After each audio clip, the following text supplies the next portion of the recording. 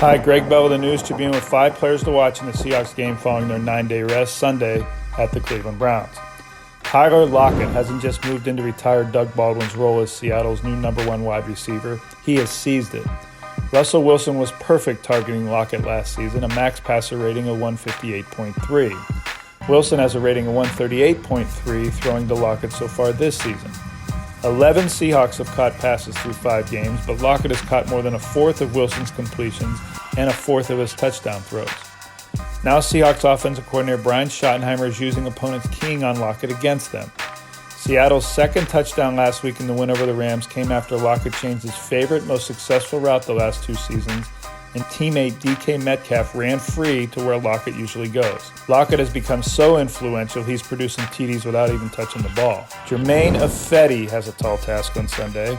The Browns will be sending Myles Garrett at the Seahawks right tackle all game long, just like Garrett used to come after Ifedi in practices at Texas A&M a few years ago. Garrett, the first overall pick in 2017, already has 7 sacks this season. That's second most in the NFL.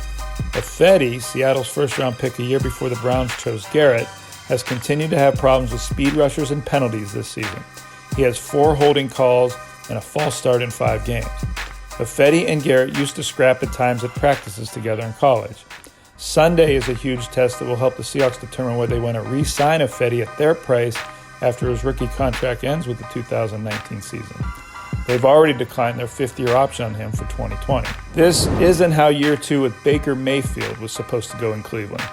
The rookie star last season is just a 56% passer right now with 4 touchdowns and 9 turnovers in 5 games. He's been sacked 16 times already. San Francisco pass rusher Nick Bosa said the 6'1 Mayfield couldn't see over 6'7 Eric Armstead and DeForest Buckner in the 49ers' 31-3 rout of the Browns Monday night. Seattle will be sending 6'5 ends Jadeveon Clowney and Ziggy Ansah at Mayfield Sunday. This week will be another test of Mayfield's resiliency and whether his and the previously trendy Browns stars are truly plummeting this season. The Browns are allowing an average of 5.2 yards per carry and 151 yards rushing per game so far this season. Those are both 30th in the league in those categories. That likely means even more of Chris Carson for the Seahawks on Sunday. Carson rewarded Coach Pete Carroll's unyielding faith in him last week with 118 yards on 27 carries in Seattle's 1-point win over the Rams. It was Carson's second consecutive 100-yard game. If Seattle gets to carry out its game plan Sunday, Carson will get at least 20 opportunities to get another 100-yard game against the Browns defense that allowed Matt Breida 118 yards and Tevin Coleman 97 Monday night in Cleveland's blowout loss at San Francisco.